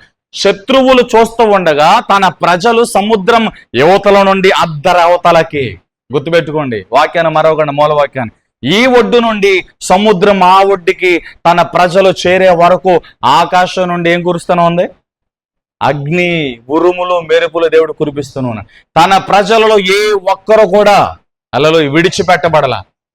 దేవుడు కేర్ చూడండి, ఆయన జాగ్రత్త చూడండి. అంతమంది జనాంగంలో దేవుని కన్నులు ఎంత పర్ఫెక్ట్ గా చూసినాయి చూడండి. ఏ ఒక్కరూ విడిచిపెట్టబడకుండా, చిన్నవారు నుండి పెద్దవారు వరకు, వారికున్న గాడిదలు కావచ్చు, ఎద్దులు కావచ్చు, మేకలు కావచ్చు, గొర్రెలు కావచ్చు, కోళ్లు కావచ్చు, బోతలు కావచ్చు, వారి పెంచుకునే పెంపుడు జంతువులు, పక్షులలో ఏ ఒక్కటి నాశనం కాకుండా, హల్లెలూయా, వారి వస్తువులు ఏ ఒక్కటి నాశనం కాకుండా, వారికి సంబంధించిన బిడ్డలు ఏ ఒక్కరు కూడా నాశనం కాకుండా ఎంత కేరుగా దేవుడు నడిపించాడో తెలుసా? హల్లెలూయా. ఇశ్రాయేలు ప్రజలందరూ కూడా వారి పెంపుడు జంతువులతో సహా అందరూ ఒడ్డుకి చేరిన తర్వాత ఉరుములు మెరుపులు ఆగినాయి. హల్లెలూయా. అదే మార్గంలో ప్రయాణించవచ్చు అని చెప్పి శత్రువులు వచ్చేసాడు. ఏ జలములైతే మార్గం ఇచ్చినాయి ఆ జలములే శత్రువులు కాల్చేసినాయి, శత్రువులు ముంచేసినాయి. హల్లెలూయా. దేవుడు ఎందుకు లోతులోనికి నడిపించిన తర్వాత, 2 కోశముల దూరం వెళ్ళిన తర్వాత తుఫాను వచ్చిందంటే, ఆ తుఫానులో నువ్వు కొట్టుకుంటున్నప్పుడు దేవుని మహిమ దిగి వస్తుంది అనమాట. ఆ శ్రమలో నువ్వు వల్లలాడుతున్నప్పుడు, నీ గుండె పగులుతున్నప్పుడు, అప్పు కట్టలేని స్థితిలో ఉన్నప్పుడు, రోగము ఆ నొప్పి తట్టుకోలేని స్థితిలో ఉన్నప్పుడు, మనుషులందరూ నిందించి నీ చెవుల్లో వారు కాకుల్లాగా మాట్లాడుతున్న మాటల చేత నువ్వు శోధించబడుతున్నప్పుడు సమాధానకర్తగా దేవుని వద్దకు వస్తాడు. కొట్టి మెట్టులాడుతున్న నీ జీవితంలోనికి యేసుప్రభు వస్తాడు. గాయాలతో ఉన్న నీ బ్రతుకులోనికి యేసుప్రభు వస్తాడు. ఆయనే ముందేస్తాడు, ఆయనే గాయాన్ని కడతాడు. హల్లెలూయా. షడ్రకు, మెషకు, అబేద్నెగో ఇక్కడ అదే చెప్తున్నా. యెషయా గ్రంథం 43:2 నీవు జలములు బడి దాటినప్పుడు అవి పొంగ, ఎందుకంటే నేను నీకు తోడై ఉన్నాను. హల్లెలూయా. నువ్వు అగ్ని మధ్యలో నడిచిన అది నేను కాల్చలేదు. షడ్రకు, మెషకు, అబేద్నెగో ఎక్కడికి నడిచారు చెప్పండి ఎక్కడికి వెళ్ళారు? అగ్నిలోకి వెళ్ళారు. అగ్నిలోనికి వెళ్ళినప్పుడు యేసుప్రభు వారు పక్కన నిలిచారు. తెలుసా మీకు? యేసుప్రభు వారు పక్కన నిలిచారు. అగ్నిగుండాలకు వాళ్ళు పడద్రోసేటప్పుడు యేసుప్రభు వాళ్ళ ముగ్గురితో పాటు 4వ వ్యక్తిగా ఉన్నాడు. ఆయన ఎప్పుడు కనబడ్డాడు తెలుసా? అగ్నిగుండంలోనికి వెళ్ళిన తర్వాత. హల్లెలూయా. అగ్నిగుండంలోనికి వెళ్ళక ముందే యేసుప్రభు కనుక వీళ్ళ ముగ్గురితో ఉంటే వీళ్ళు దేవుని మహిమను చూడలేరు. వీళ్ళకు ఒక పొగరు వచ్చేస్తుంది, వీళ్ళకు ఒక అహంకారం వచ్చేస్తుందా, మాతో దేవుడు ఉన్నాడు కాబట్టి పర్లేదు అనే ఆటోమేటిక్ కొంత ఈగో వచ్చేస్తుంది. హల్లెలూయా. దేవుడు వారికి మరుగుగా ఉన్నాడు, దేవుడు వారికి అదృశ్యుడిగా ఉన్నాడు, దేవుడు వారి కన్నులకు కనపడకుండా అదృశ్యుడిగా ఉండి వారి విశ్వాసపు స్థాయిని అంచనా వేస్తున్నాడు. వాళ్ళు చాలా వండర్ఫుల్ సాక్ష్యాన్ని కలిగి ఉన్నారు. వాళ్ళు నెబుకద్నెజరుతో మాట్లాడుతున్నారు, మా దేవుడు కాపాడుటకు సమర్థుడు. ఎంత విశ్వాసం వాళ్ళది! హల్లెలూయా. మా దేవుడు మమ్మల్ని రక్షించుటకు సమర్థుడు, నెబుకద్నెజరు నువ్వు స్థాపించిన ప్రథమకు మేము మొక్కమని రోషంగా మాట్లాడారు. అప్పుడు ఈ దేవుడు వారి పక్కన నిలబడ్డాడు. ఎవరికి ఎందుకు కనపడలేదో తెలుసా? అగ్నిగుండంలోనికి వెళ్ళక ముందే దేవుడు కనపడితే, శ్రమలోనికి వెళ్ళక ముందే దేవుడు కార్యం చేస్తే ఆయన విలువ మనకు తెలియదు, ఆయన మహిమ మనకు తెలియదు, ఆయన ప్రభావం అన్ని జనులకు తెలియదు. మీరు ఆలోచించండి, షడ్రకు, మెషకు, అబేద్నెగో అగ్నిగుండంలోనికి వెళ్ళక ముందే దేవుడు కనబడితే అక్కడ ఏముంది? ఇంకా అంత మజా ఏముంది? హల్లెలూయా. అగ్నిగుండంలోనికి వెళ్ళిన తర్వాత 4వ వ్యక్తిగా దేవుడు ప్రత్యక్షమయ్యాడు. శత్రువులందరూ తేరి చూడగా మనం వేసింది 3 కదా, 4వ వ్యక్తి ఎవరు? అజానుభావుడుగా ఉన్నాడు, దేవదూతల పోలికను పోలి ఉన్నాడు. ఎవరైనా హల్లెలూయా. అగ్నిగుండంలో వేయబడిన షడ్రకు మెషకు అబేద్నెగో ఎలా వేయబడ్డారో అలాగే తిరిగి వచ్చేసారు. ఆమేన్. దేవుడు షడ్రకు మెషకు అబేద్నెగో పక్కనే ఉన్నారు అని చెప్పారుగా పాస్టర్ గారు. మరి పక్కన ఉన్నప్పుడు అగ్నిగుండంలోకి వెళ్ళకుండా ఎందుకు ఆపారు? ఎందుకు ఆపలేదు? హల్లెలూయా. ఇదే అంటావు, నేను పడిపోకుండా ఎందుకు ఆపలేదు? పాపము చూడకుండా ఎందుకు ఆపలేదు? చూడకూడదని దేవుడు చెప్పాడు కదా. చూడకూడదు, నువ్వు బూతులు మాట్లాడకూడదని దేవుడు చెప్పాడు కదా. నేను మాట్లాడకుండా ఎందుకు ఆపలేదు దేవుడు? చాలా మంది మూర్ఖంగా మాట్లాడతారు. హల్లెలూయా. సినిమాలు చూడకూడదు దేవుడు చెప్పాడు. చూడకూడదని ఎక్కడ రాయబడి ఉంది? చూడకూడదని దేవుడు ఎప్పుడు చెప్పాడు అంటే ఇంకెవరేం చేస్తారు? నువ్వు మూర్ఖంగా మాట్లాడితే ఏం చేస్తారు? హల్లెలూయా. అల్లరితో కూడిన ఆటపాటలు అంటే ఏంటి? పోకిరి చాస్టలు అంటే ఏంటి? అల్లరితో కూడిన ఆటపాటలు అంటే సినిమాలు జోకులు కాదా? జబర్దస్తులు కాదా? పోకిరి చాస్టలు అంటే అవి కాదా? దాంట్లో ఉన్నాయని మంచి చాస్టలా? పోకిరి చాస్టలే కదా. వాయా వరుసలు లేకుండా, పెద్ద చిన్న లేకుండా, రకరకాల ప్రేమలు, రకరకాల అలా పాపాలు మనకు చూపిస్తూ చాలా మందిని అలా చేసేటట్లుగా ప్రోత్సహించేస్తున్నాయి సినిమాలు. హల్లెలూయా. అందుకే యెహోవా ధర్మశాస్త్రం దివారాత్రం ధ్యానించేవాడు, చదువువాడు ధన్యుడు. హల్లెలూయా. వాడు వేరు వేయబడి, నాటబడి, వాటి కాలం ముందు ఫలమిచ్చు వృక్షం వలె, చెట్టు వలె ఫలిస్తాడు. ఆమేన్. హల్లెలూయా చెప్పండి. ఇక మార్గంగా యేసు ప్రభు ఉన్నాడండి. షడ్రకు మెషకు అబేద్నెగో పక్కనే ప్రభు నిలిచాడు. ఎందుకు కనపడలేదు పక్కన నిలిచినోడు? అగ్నిగుండంలోనికి వెళ్ళక ముందే కనపడొచ్చు కదా. హల్లెలూయా. అగ్నిగుండంలోనికి వెళ్ళిన తర్వాత 4వ వ్యక్తిగా ప్రత్యక్షమయ్యాడు. హల్లెలూయా. ఒడ్డునే దేవుడు ఆపేవచ్చుగా. తుఫాను రాబోతుందిరా, తుఫాను దేవుని ఆజ్ఞ లేకుండా రాదు. తుఫాను ఆజ్ఞ దేవుడిస్తేనే తుఫాను వస్తుంది. హల్లెలూయా. 2 కోసముల దూరం వెళ్ళిన తర్వాత దేవుడు తుఫాను ఎందుకు రేపాడు? ఒడ్డునుండగా తుఫాను రేపితే, 1 కిలోమీటర్ డిస్టెన్స్ లో ఉండగా తుఫాను వస్తే, వీళ్ళు గజయాత్కులు కాబట్టి 1 కిలోమీటర్ డిస్టెన్స్ లో కనుక తుఫాను వస్తే వాళ్ళు ఈదుకుంటూ వచ్చేస్తారు. దేవుని సహాయం వాళ్ళకి అవసరంలా, దేవుని అవసరత వాళ్ళకి అవసరంలా. వాళ్ళు బలం మీద వాళ్ళు డిపెండ్ అయిపోతారు. దేవుడు నిన్ను శ్రమలోతులోనికి ఎందుకు నడిపిస్తాడంటే, హల్లెలూయా, నాది అనేది చచ్చే వరకు దేవుడు నిన్ను శ్రమలో నలగొడతాడు. నా బలము, నా డబ్బు, నా శక్తి నాది, నేను కష్టపడ్డా, నేను సంపాదించా, నాది అనే అంత వరకు కూడా దేవుడు నిన్ను శ్రమల కొలుములేసి రుబ్బుతాడు. హల్లెలూయా. నేను కాదు బాబు, నువ్వే అంతా, నీ కృపే, నాకు సహాయం చేయని చెప్పి ఎప్పుడైతే నీ బలాన్ని నువ్వు విడిచిపెట్టి, మనుషులను విడిచిపెట్టి దేవుణ్ణి పూర్తిగా ఆధారం చేసుకుంటావో అప్పుడు దేవుడు నీకు కనబడతాడు. అప్పుడు దేవుని మహిమ నీకు కనబడుతుంది. అప్పుడు దాకా అంతే. హల్లెలూయా. చాలా మంది ఇది నాది, అది నాది. ఎందుకయ్యా? పోయే కాలం వచ్చి కాకపోతే. హల్లెలూయా. Praise lord. యేసు ప్రభువుని చూడండి. నీకు ఉండటం తప్పు కాదు, లేని వాటి కోసం ఊరేగడం చాలా తప్పు. నీకు ఉన్న దాంట్లో నువ్వు తృప్తి చెందంతే. నీ లేని దాని గురించి వద్దు. దేవుడు నీకు ఏది ఇచ్చాడో దాంట్లో ఉండాలి మనం. హల్లెలూయా. చిన్న ఎగ్జాంపుల్ చెప్పనా? నువ్వు అద్దిల్లు ఉందా? అద్దింట్లో దేవుని నమ్మకం ఉండవు. సైకిలా, బండా, కారా, నీకు ఇచ్చిన ఉద్యోగం, దేవుడు నీకు ఏది దయచేశాడో దాన్ని బట్టి తృప్తి చెందు. ఎదుటి వారిని చూసి ఎదుటి వారిలాంటి బట్టలు వేసుకోవాలి, ఎదుటి వారిలాగా మాట్లాడాలి, ఎదుటి వారు అది కొన్నారు, ఇది కొన్నారు, నేను కూడా కొనాలి, పాడైపోతావు, జాగ్రత్త. అలాంటివి పెట్టుకో. మాకు ఎదుటి వారు 2 గంటలు ప్రార్థన చేస్తున్నారు, నేను అసలు ప్రార్థన చేయట్లా అని చెప్పి ఇలాంటి వాటిలో మనకి పోటీలు ఉండవు, భక్తిపరమైన పోటీలు ఉండవు. వాళ్ళు వారానికి 2-3 రోజులు ఉపవాసం ఉంటున్నారు, నేను కనీసం బాగా తిని బలిసిపోతున్నాను, కొద్దంత ఒళ్ళు కూడా తగ్గుద్ది, ప్రార్థన కూడా చేసినట్టుగా ఉంటుంది అనే ఆలోచన కూడా రాకుండా, కనీసం ఉపవాసం కూడా ఉండకుండా వారానికి 1 రోజు కూడా ఉపవాసం ఉండరు. మంచోళ్ళు కాదు మీరు. హల్లెలూయా. వారానికి 1 రోజు ఉపవాసం ఉండరు. వాళ్ళు ఉపవాసం ఉంటారు, నేను కూడా ఉపవాసం ఉండాలి. ఇలాంటి ఆటి విషయాలు ఎందుకు నీకు పోటీ రాదు? వాళ్ళు శుక్రవారం, ఆదివారం చక్కగా మందిరాలకు వెళ్ళిపోయి సావుకుడు చెప్పిన మాటలు బట్టి వాళ్ళు బలపడుతున్నారు, కనీసం నేను కూడా వెళ్తాను అనే ఈటులో ఎందుకు పోటీ రాదు? వాళ్ళు ధారాళంగా గుప్పులు ఎప్పుతున్నారు, ప్రతి పరిచయలో వాళ్ళు స్పాన్సర్ చేస్తున్నారు, ప్రతి పరిచయలో వాళ్ళు గుప్పులు విప్పి అండగా ఉంటున్నారు, నేను కూడా ఇలా ఉండాలి అనేది ఎందుకు రోషం రాదు? అందరు టైంకి వస్తున్నారు, నేను కూడా టైంకి వెళ్ళిపోవాలి, సేవకుడితో ఎన్నిసార్లు తిట్టించుకోవాలి అనే సిగ్గెందుకు రాదు? హల్లెలూయా. ఇది కదా మనకు కావాల్సింది. అక్షయ అలంకారం అంటే ఇది కదా. దేవుడు మెచ్చే భక్తి ఇది కదా. దేవుడు కోరుకున్న తగ్గింపు ఇది కదా. దేవుడు కోరుకున్న భక్తి ఇది కదా. ఇది కదా మనల్ని పరలోకానికి చేర్చేది. ఇది కదా దేవుని స్వరూపంలోనికి మనం మార్చేది. సావుకుడు ఎదన్నాడు, ఇదన్నాడు, అలా తిట్టాడు, ఇలా తిట్టాడు, ఇవి కాదు. నేనేం నేర్చుకోవాలి? సావుకుడు గద్దింపు నేను ఎలా తీసుకోవాలి? హల్లెలూయా. Praise Lord. సముద్ర లోతులను నడిపించాడు. అది నాది, ఇది నాది, అది ఏది నీది కాదు. హల్లెలూయా. ఏది నీది, ఏది నీది కాదు. ఆమేన్ చెప్పండి. నీకు దేవుడు ఏది ఇచ్చాడో దానితోనే ఉండాలి. ఆమేన్. దేవుడు మరలా పై స్థితి ఇచ్చే వరకు ఉన్న స్థితిలో దేవునికి నమ్మకంగా కనపడు. హల్లెలూయా. యేసు ప్రభుకి ఈ లోకంలో ఏం లేదు, ఏమీ లేదు. కానీ అన్నీ ఆయనయే. పరలోకం అంతా ఆయనదే, సమస్తం ఆయనవే, అన్నీ ఆయన ద్వారానే కలిగింది. ఆయన లేకుండా ఏమీ కలగదు. కానీ యేసు ప్రభుకి ఏమీ లేదు. ఒక శాస్త్రి వచ్చి, ప్రభా నేను వెంబడిస్తాను, నువ్వు ఎక్కడుండి అక్కడ ఉంటాను, నీతో పాటు నన్ను తీసుకెళ్ళిపోంటే ఆ శాస్త్ర యేసు ప్రభు చెప్పాడు, ఆకాశ పక్షులకు గూళ్ళు ఉన్నాయి, నక్కలకు బొర్రలు ఉన్నాయి, మనిషి కుమారుడు తలవాల్చుకోవడానికి చోటు కూడా లేదన్నాడు. ఆయన నిలబడ్డని చోటు కూడా లేదు ఈ భూమిలో. ఆయన బాటసారిగా వచ్చాడు, తండ్రి పనిని చేయడానికి వచ్చాడు, తన పని తను చేసుకుని వెళ్ళిపోయాడు. హల్లెలూయా. ఈ మేడ నాది, ఆ మేడ నాది, అది నాది, ఇది నాది, సరిహద్దుల్లో కొట్టుకుని చచ్చిపోయిన వాళ్ళు ఉన్నారు. అన్నదమ్ముల ఆస్తులు పంపకాలు విడిపోయిన వాళ్ళు ఉన్నారు. ఒకటికి ఎక్కువ ఇచ్చాడు అని ఒకటి తక్కువ ఇచ్చాడు అని చెప్పి తల్లిదండ్రుల మీద పగబట్టి తల్లిదండ్రులు చంపేసిన కొడుకులు ఉన్నారు. హల్లెలూయా. ఎందుకు కంగారు? ఏది నీది? నువ్వు భక్తిగా ఉంటే, నువ్వు భక్తి పడువైతే నీ భక్తి నీ బిడ్డలకు ఆశీర్వాదకరంగా మారుతుంది.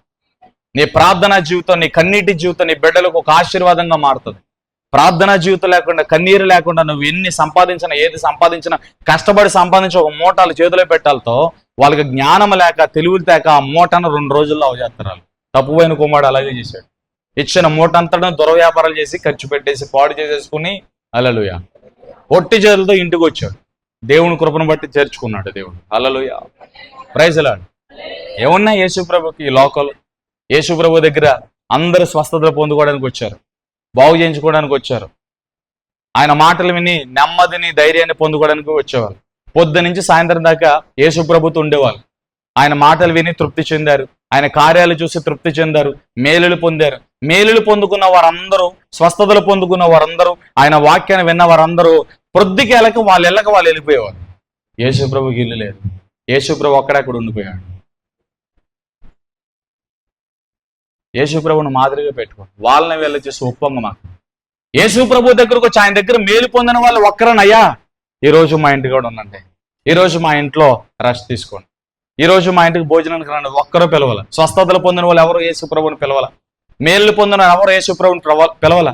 ఉదయం నుండి సాయంత్రం వరకు యేసు ప్రభుతో ఉండి ఆయనను ఉపయోగించుకుని ఆయన ద్వారా ఎంత లబ్ధి పొందాలి అంత లబ్ధి పొంది, ఎంత లాభం పొందాలి అంత లాభం పొంది, స్వస్థత కావాలంటే స్వస్థత పొంది, విడుదల కావాలంటే విడుదల పొంది, అన్ని విధాలుగా యేసు ప్రభుని వినియోగించుకుని ఉపయోగించుకుని యేసు ప్రభుని విడిచిపెట్టి ఎవరు గృహానికి వాళ్ళకి వెళ్ళిపోయేవాళ్ళు. యేసు ప్రభు ఒక్కడే అలా నిలబడేవాడు. ఎవరో యేసు ప్రభుని చేర్చుకోవాలా? బతుకున్నారా? యేసు ప్రభుకి ఏమి లేదు. ఆకాశ పక్షులకు గుళ్ళు ఉన్నాయి, నక్కలకు బొర్రెలు ఉన్నాయి, కానీ మనిషి కుమారుడు తలవాల్చుకోవడానికి చోటు లేదన్నాడు ఆయన. ఎన్నున్నా మనం తృప్తి చెందాం, ఎంతున్నా తృప్తి చెందాం, ఇది నాది అది నాదని చెప్పి ఆదివారం పూట సన్నిధి మానేసి సంపాదించేయాలి, శుక్రవారం పూట ప్రార్థన మానేసి సంపాదించేయాలి, అన్యాయంగా సంపాదించాలి, అబద్ధాలాడి సంపాదించాలి, మోసాలు చేసి సంపాదించేయాలి. నీ చెమట మాత్రమే నీకు ఉంటది. మోసం చేసింది, దోచుకునేది ఏది కూడా నీకు ఉండదు. అది ఎట్లా పోవాలో అట్లా పోతుంది అంతే. హల్లెలూయా. Praise the Lord. చేతులు ఎత్తాలి చెప్పండి. యేసు ప్రభువుకి ఏమీ లేదు. నిలబడిన చోట ఆయనది కాదు, తిరిగిన చోట్ల ఆయన కాదు, అక్కడ ఆఖరికి ఆయన చనిపోయిన తర్వాత ఆయన పెట్టిన సమాధి కూడా ఆయన కాదు. అరమత యోసేపు అనే వ్యక్తి తన శవం కోసం, తన బాడీ పెట్టుకోవడం కోసం తెలిపించుకున్న ఆ సమాధిలో యేసు ప్రభువుని పెట్టారు, సమాధి చేశారు తన శరీరాన్ని. హల్లెలూయా. యేసు ప్రభువుకి ఏమీ లేదు. ఆమేన్. యేసు ప్రభువుకి ఏమీ చెప్పండి. ఆయన ఎవరో చేర్చుకోలేదు, ఆయనకి ఏమీ లేదు. ఈరోజు మనకు దేవుడు అన్నీ ఇచ్చాడు. ప్రార్థన చేసుకోవడానికి ప్రార్థన గది ఉంది, దేవునితో మాట్లాడడానికి చక్కగా సమయం దేవుడు ఇస్తున్నాడు. సమయం ఉంటే సమయం ఫోనులతో మనుషులతో మనం టైం వేస్ట్ చేస్తూ ఉంటాం.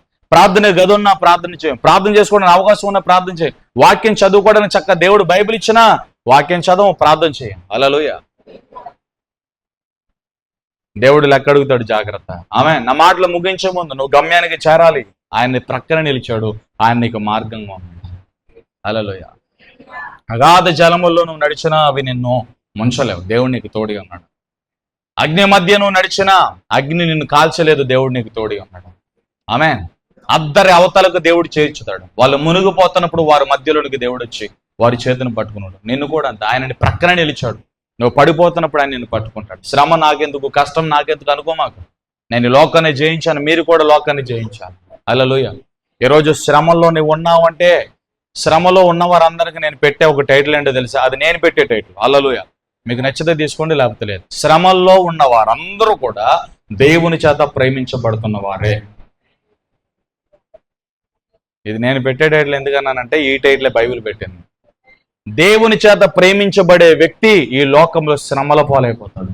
దేవుని చేత ప్రేమించబడుతున్న వ్యక్తిని, కుటుంబాన్ని ఈ లోకము ఎప్పుడు కూడా యాక్సెప్ట్ చేయదు. ఈ లోకం ఎప్పుడు నిందలేస్తుంది. చూడండి, ఇద్దరు పాస్టర్లు ఉంటారు. ఒక పాస్టర్ గారి జోలికి ఎవరు రారు. ఒక పాస్టర్ ఎంతసేపు చూసి ఈయన అలాంటోడు, ఆయన అలాంటోడు, ఈయన ఎలాంటోడు. హల్లెలూయా. నేను నమ్ముతాను ఆ పాస్టర్ గారు దేవుని చేతిలో ఉన్నాడు కాబట్టి వాడికి రాలేదబ్బలు తగులుతున్నాయి. ఆయనకి సంబంధం లేని విషయాలు కూడా చాలా మంది ఇక్కడ ఉన్నవారు ఉండొచ్చు, లేనివారు ఉండొచ్చు. చాలా మంది న్యాచురల్ జరిగేది. నోరు తెరిస్తే పాస్టర్ గారు, పాస్టర్ గారు, పాస్టర్. నీ ఇంటికి వచ్చేది తినేసేటంటే ఆయన, నువ్వేదో పెట్టేసేవంటే ఆయన, నువ్వు వెనక ముందు పెద్ద దశంభాగాలు ఇచ్చేసినట్టు, ప్రతి కార్యక్రమాలు పెద్ద స్పాన్సర్ చేసేసినట్టు, అన్ని ఏదో నువ్వే చేసేసి, సావుకుని ఏదో నువ్వే పోషించేసి, సంఘం అంతా నువ్వే పోషించినట్టుగా. హల్లెలూయా. ఆదివారం మొత్తం ఆదివారం కనబడుతుంది మరలా మొక్క. మీరందరూ మంచోళ్ళు, మిమ్మల్ని అంటలా, వేరే జరిగేవి చెప్తాను, వాస్తవాన్ని జరిగేవి చెప్తున్నాను నేను. ఆదివారం వెళ్తాం, ఆదివారం మొత్తం యేసు ప్రభు దగ్గరికి ఆ రోజున చాలా మంది వచ్చి ఆయన ఉపయోగించుకుని, ఆయన చెప్పిన మాటలు విని, ఆయన చేసిన స్వస్థతలు పొందుకుని వెళ్ళిపోయేవాళ్ళు. మరలా యేసు ప్రభు దగ్గరికి వచ్చేవాళ్ళు కదా. అరే ఆయన ద్వారా స్వస్థత జరిగింది, మేలు జరిగింది, ఆయన ఏం తిన్నాడు, ఎలా ఉన్నాడు, యేసు ప్రభు వారికి ఇల్లు కోలేదు, ఎక్కడున్నారో ఒక్కరు కూడా ఆలోచించలా. హల్లెలూయా. సేవకుడికి శ్రమ వచ్చినప్పుడు, కష్టం వచ్చినప్పుడు కూడా వెళ్ళాం, ఆదివారం వెళ్ళాం, ఆదివారం వచ్చేసాం. ఆడు అట్టపోతాం మనకెందుకు, ఆడు ఏమైపోతాం మనకెందుకు. నువ్వు కూడా అంతే. నీ జీవితంలో నువ్వు ఎవరికి గెడతలేదంటే, నువ్వు అందరి చేత దూషించబడతావు అంటే నువ్వు దేవుని చేతిలో ఉన్నావు. దేవుని చేత ప్రేమించబడే వ్యక్తి మనుషుల చేత ద్వేషించబడతాడని వాక్యం చెప్తుంది. దేవుని చేత ప్రేమించబడే వ్యక్తి, దేవుని మన్నును పొందిన వ్యక్తి, దేవుని కృపను పొందిన వ్యక్తి ఈ లోకంలో శ్రమల పాలవుతాడు. అన్యాయపు తీర్పులు తీర్చబడతాయి, అవమానాల్లోకి వెళ్తాడు, నిందల్లోకి వెళ్తాడు. ఇంటిలో ఉన్నవాడిని కూడా లాగి మరి వేధిస్తుంది ఈ లోకం. హల్లెలూయా. అటు నిందలు వచ్చాయి, శ్రమలు వచ్చాయి, కష్టాలు వచ్చాయి. ఎవరిని అర్థం చేసుకుని నీ కన్న బిడ్డలే నీకు విరోధులుగా మారి, తోబుట్టులే విరోధులుగా మారి, అన్నదమ్ములే విరోధులుగా మారి, నీకు ఏ విషయంలో కూడా చేయూతనివ్వకుండా, మాట సాయం చేయకుండా నిన్ను ఏకాగిగా వదిలిపెట్టిన నువ్వు ఏడవసలా, భయపడవసలా, నీ ప్రక్కన ప్రభువే నిలిచి నీ మార్గాలను సరళం చేస్తాను. నేను ఎవరికి గిట్టనన్నా వెట్టి చాకరీ చేస్తాను, గొడ్డి చాకరీ చేస్తాను. ఎంత చేసిన విలువ ఉండదు, ఎంత మంచి చేసిన విలువ ఉండదు, ఎంత మంచి చెప్పిన విలువ ఉండదు. అందరూ నన్ను చాటున నా గురించి చెడ్డగా మాట్లాడతారు. హల్లెలూయా. నాకు విలువ ఎవరో ఏం భయపడవసలా, సంతోషించి ఆనందించు. నీ ఫలం పరలోకం అధికం అవుతుంది. నువ్వు దేవుని చేత ప్రేమించబడ్డావు. దేవుని చేత ప్రేమించబడ్డ వ్యక్తి మాత్రమే, దేవుని చేత ప్రేమించబడే దైవజనుడు మాత్రమే, దేవుని చేతిలో వాడబడే విశ్వాస కుటుంబము, సావుడు కుటుంబం మాత్రమే మనుషుల నోరల్లో నాతది. మనుషుల చేత ద్వేషణకరమైన మాటలు మాట్లాడుతుంది. వాళ్ళు నిందలు మోపుతారు, అన్న ఎలాగా. హల్లెలూయా. ఈ లేదా పెద్ద పోషించేస్తున్నట్లు. హల్లెలూయా. Praise lord. అది చాలా తప్పది, అది చాలా తప్పు. నీకు దైవజనుడు నచ్చలేదా, సూటిగా మానేసాయి.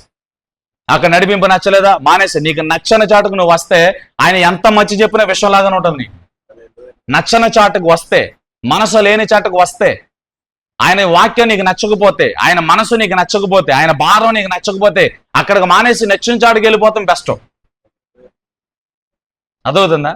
ఎందుకంటే నచ్చిన దైవజనుడు వాక్యం మనం వింటున్నప్పుడు మనకు ఆదరణకరంగా ఉంటది. ఒక దైవజనుడి మీద విషం ఉన్నప్పుడు ఆ దైవజనుడు ఎంత మంచి చెప్పినా ఆ విషంగానే ఉంటది, కానీ అతను చెప్పే వాక్యం మనకు పనిచేయదు. యేసు ప్రభువులో చాలా మంది విషయాన్నే చూశారు. ఆయన ముక్కుసూటిగా మాట్లాడేవాడు కాబట్టి ఆయన మాటలు చాలా మంది జీవితంలో పనిచేయలా. ఎందుకు పనిచేయలేదు అంటే ఆయన నమ్మలేదు, ఆయన మీద విశ్వాసం ఉంచలే. ఆయన నమ్మిన వారి జీవితంలో, ఆయనను విశ్వాసం ఉంచిన వారి జీవితంలో ఆయన మాటలు జీవ ఓటల్లా పనిచేసినాయి. ఆయన మాటలు సెలవుగా అద్భుతాలు జరిగినాయి, స్వస్థతలు జరిగినాయి. ఆయన నమ్మిన వారందరూ కూడా మేలులు పొందుకుని వెళ్ళారు. హల్లెలూయా. ఆయన నమ్మన వారందరూ కూడా ఏమీ పొందుకోవాలి. ఆయన మీద నిందలు మోపారు. యేసుకు సిలువేండి, బరబ్బాను వదిలిపెట్టండి, బందిపోటు దొంగని బరబ్బాను వదిలిపెట్టు. పిలాతు యేసుకు సిలువే. దేవదూషణ చేశాడు, మమ్మల్ని కించపరిచాడు, నేను దేవుని కుమారుడని చెప్పుకుంటున్నాడు. ప్రవక్తల గ్రంథాల్లో, మోషే ధర్మశాస్త్రం రాయబడిన ప్రతి ప్రవచనము మెస్సయ్యను గురించి, రక్షకుని గురించి. హల్లెలూయా. ధర్మశాస్త్రం అవలేలుగా చదివిన శాస్త్రులు, పరిసయ్యులు, జ్ఞానులు యేసు ప్రభువుని మెస్సయ్యగా గుర్తించలేకపోయారు. విద్య లేని పామరులు యేసు ప్రభువు దేవుని కుమారుడని, దేవుని అభిషక్తులని గుర్తించారు. ఎంత అద్భుతం! పాపాత్మురాలైన స్త్రీ, సమరీ స్త్రీ మాటలు మాత్రమే మాట్లాడు, వాళ్ళకి వాక్యం తెలీదు, ధర్మశాస్త్రం తెలీదు. యేసు ప్రభు మాటలు విని జస్ట్ కొన్ని నిమిషాల సంభాషణలోనే యేసు ప్రభు మెస్సయ్యను గుర్తించారండి. హల్లెలూయా. జ్ఞానులు గుర్తించలేకపోయారు. బైబిల్ చదివేవారు యేసు ప్రభుని రక్షకుడిగా మెస్సయ్యగా గుర్తించలేకపోయారు. హల్లెలూయా. పాపాత్మురాలైన స్త్రీ యేసు ప్రభువుని నమ్మింది. నేను చెప్పాను, గృహప్రవేశ గుడికలో చెప్పాను, ఆమెను ప్రేమించిన విధానం చెప్పాను. అత్తర పగలగొట్టి అభిషేకించాను. అందరు ఆశ్చర్యపోయారు కదా, అంత విలువైన అత్తరు పగలగొట్టి యేసు ప్రభు కాళ్ళ మీద పోసింది. పిచ్చ పట్టిందా అని ఆవిడ గురించి అందరూ చెడ్డగా మాట్లాడుకున్నారు. గృహప్రవేశ గుడికి లేదు మాట్లాడాను. హల్లెలూయా. ఏమని చెప్పాను? ఆయన అభిషేకించింది, ఆయన హృదయాన్ని, ఆవిడ హృదయాన్ని యేసు ప్రభు మీద కుమ్మరించింది. అది ఆరాధనకు సూచన అని చెప్పాను. ఆరాధించింది, ఏడ్చింది, ప్రలాపించింది, పాపపు ఒప్పుకోలు జరిగింది, దేవుని ప్రేమించింది, ఆరాధించింది, కన్నీటితో ఆరాధించింది, హృదయంతో హత్తుకుంది, ముద్దు పెట్టుకుని హత్తుకుంది, కన్నీటితో తన పాపాలు ఒప్పుకుంది, తల వెంట్రుకలు తుడిచి యేసుప్రభు పాదాలను శుభ్రపరిచి ముద్దు పెట్టుకుంటూ సేవించాడు. ఆ స్త్రీ యేసుప్రభుని సేవించింది, అత్తరుతో అభిషేకించింది. హల్లెలూయా. అలా ఉండాలి మనం. ఈరోజు నీకు ఎన్ని కష్టాలు వచ్చినా ఏ మనుషుడి వైపు చూడకుండా అక్కడే నిలబడు. ప్రభువా, నా పక్కన ఉన్నావు, నా చేపట్టుకుని నడిపించు. నీ పక్కన ఉన్న దేవునితో మాట్లాడు. తలగే పక్కకు పెట్టి, ప్రభు నువ్వు పక్కనే ఉన్నావు, నేను నమ్ముతున్నా ప్రభు, నా చేపట్టుకుని నడిపించుకో. నీకు కూడా జ్ఞానం కలగదు. ఇప్పటిదాకా అన్ని ప్రయత్నాలు చేసేసావు, ఎవ్వరో నీకేం చేయరు. ఉన్నా చేయరు, లేకున్నా చేయరు. ఇది మాత్రం గుర్తుపెట్టుకో, ఎవరో చేయరు, ఎవరు వాళ్ళు చూసుకుంటారు అంతే. పైగా మాత్రమే అలా అంటారు, పైగా మాత్రమే అలా మాట్లాడతారు, కానీ ఎవ్వరో ఏం చేయరు. సాయం చేయాల్సిన పరిస్థితి వచ్చినప్పుడు నీకు ఏ మనుషులు సాయం చేయరు, అందరూ నేను దాటి వెళ్ళిపోతారు. దేవుడు ఒక్కడే నీ ప్రక్కన నిలుస్తాడు. ఆయన ఒక్కడే నీ చేతిని పట్టుకుంటాడు. ఆయన ఒక్కడే నేను నడిపిస్తాడు. ఈ రోజు ప్రభువు నీ ప్రక్కన నిలిచాడు. నీ ప్రక్కన నిలిచి చేసిన ఎవరో తెలుసా? నీకు మార్గమై ఉన్నాడు. అందరూ చెప్పండి, ప్రభువు నా ప్రక్కన నిలిచాడు, నా ప్రక్కన నిలిచిన ప్రభు నాకు మార్గమై ఉన్నాడు. హల్లెలూయా. నీకు మార్గమై ఉన్నాడు దేవుడు. ఎంతో మందిని దేవుడు నడిపించాడు. వారు బ్రతుకులను, పాడైపోయిన బ్రతుకులను మరలా కట్టి దేవుడు బ్రతికించాడు. వాళ్ళందరి జీవితాలు చెప్తే టైం చాలదు కాబట్టి నా ప్రసంగాన్ని ముగిస్తున్నా. ఈరోజు వాక్యం ఇదే, నీ నావను నడిపించే దేవుడు, నీ నావలో నీతో ఉన్నాడు ఆయన. హల్లెలూయా. నీ ప్రక్కనే నిలిచాడు. నీ మార్గాలను సరళం చేయడానికి, నిన్ను గమ్యానికి చేర్చడానికి నీ ప్రభువు నీ ప్రక్కనే నిలిచి నీ చేపట్టుకున్నాడు. నీకు మార్గముగా ఉన్నాడు, తన మార్గమై నేను నడిపించబోతున్నాడు. ఈ మాటలను పరిశుద్ధాత్మ దేవుడు మన బ్రతుకులు స్థిరపరిచి ఫలింపు చేయగాక. అందరూ కూడా లేచి నిలబడదాం. ప్రభువా,